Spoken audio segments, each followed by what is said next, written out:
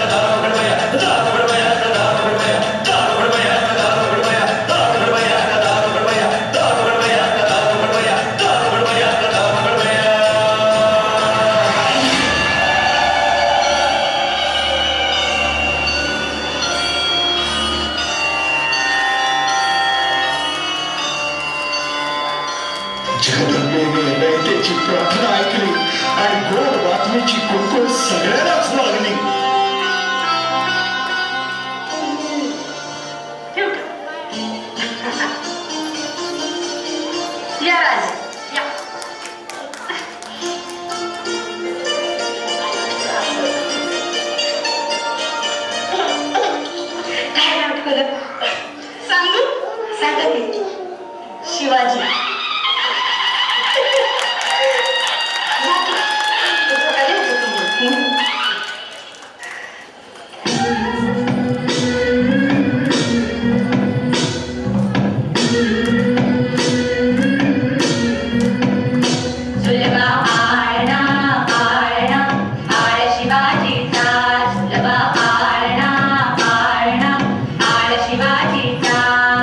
काली तीच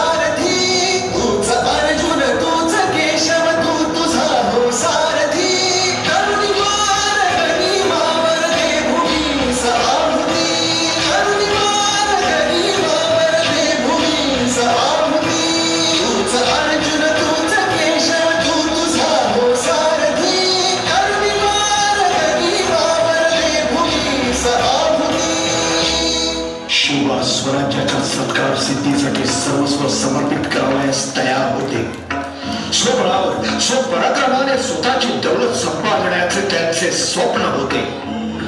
नसानसातून ज्वलंत स्वाभिमान दौलत होता. जीवाला जीव लावणारे साथीदार शिवरायाने जोडले.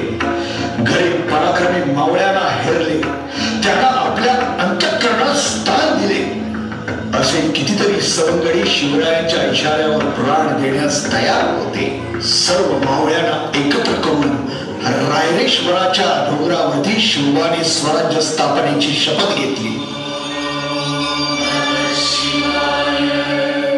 आम्ही मराठे यवनांची पीडा नष्ट करण्यासाठी हिंदवी स्वराज्य स्थापन करत आहोत. राष्ट्रभावनेने संघटन करून देशावरील परकीयांचे आक्रमण नष्ट करत आहोत. स्वकीय व परकीय शत्रूंचे उच्चाटन करण्यासाठी स्वराज्य स्थापना करीत आहोत. त्यात तू आम्हास यश द्यावे. हे राज्य व्हावे ही तर श्रींची इच्छा. माननीय महोदय, हा केवळ कलेचा विलास नाही. ही एक महापुरुषाची त्यांच्या अल्पमती भक्तांनी मांडलेली पूजाच आहे.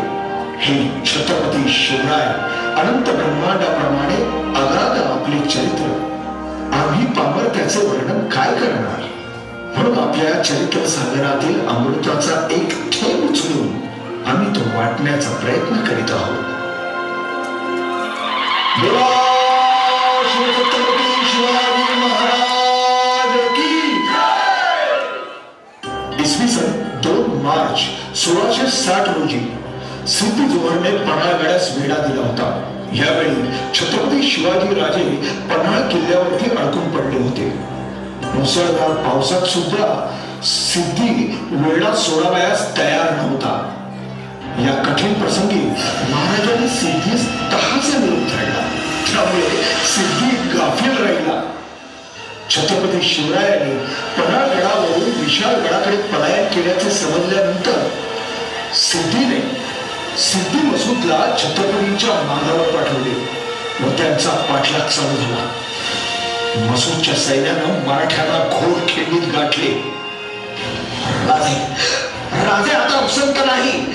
300 ठारकरी घेऊन तुम्ही गड गाठा. आम्ही ही खिंड लढवितो. जा राजे. नाही बाजी, तुम्हाला सोडून आम्ही जाणार नाही. जे व्हायचं असेल ते होऊ दे. राजे आता बोलत बसायला फार वेळ नाही. एकदा वळणुकीचा मान दिला तो पाळा आणि गड गाठा. राजे गड गाठा. बाजी फुलाजी, तुम्ही आमची चिंता करू नका. राजे तुम्ही गड गाठा. गडावर जाताच तोफेचा आवाज करा. तोवर एकही कणीम या खिंडीतून आत येणार नाही. राजांचे डोळे भरून आले. त्यांनी बाजींना मिठी मारली. फुलाजींना कवटाळलं. धोक्यांचाही गलोट आला आणि बाजी आणि फुलाजी दिसेनासे झाले. राजे खेळण्याकडे चालू लागले होते. गजाखिंड ते खेळणं अंतर 1.5 कोस तरी दूर होते. 5,000चं सैन्य होतं आणि बाजी अवघे 300 मावळ्यांचं खिंडी सज्ज होते.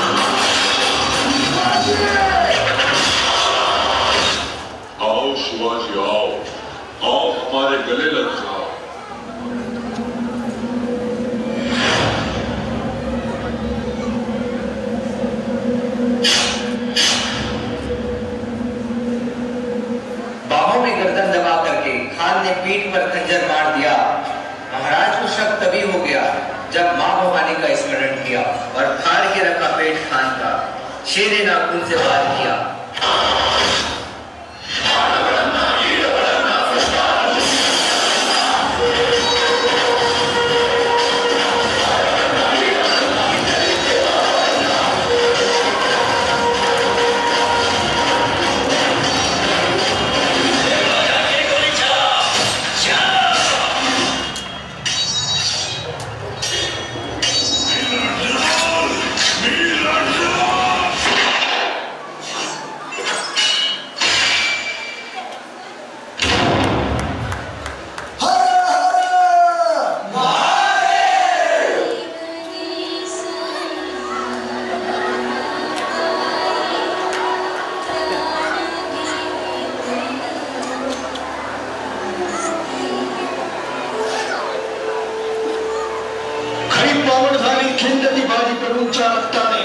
असंख्य वीरांच्या बलिदानाने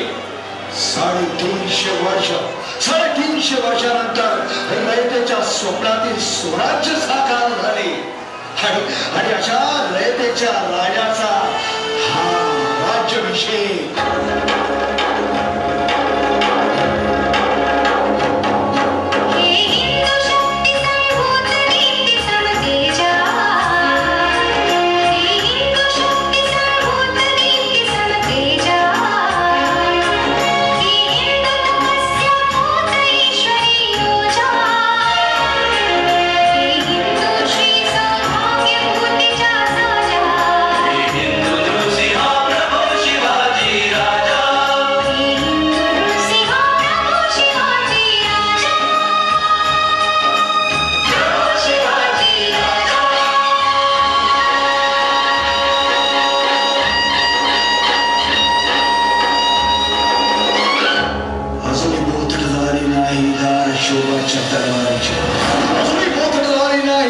शिवाच्या तलवारीची कोणाची हिंमत नाही मराठीला संपण्याची। घासल्याशिवाय धार नाही तलवारीच्या पातीला, घासल्याशिवाय धार नाही तलवारीच्या पातीला। आणि शिवरायांच्या विचारांशिवाय पर्याय नाही या महाराष्ट्र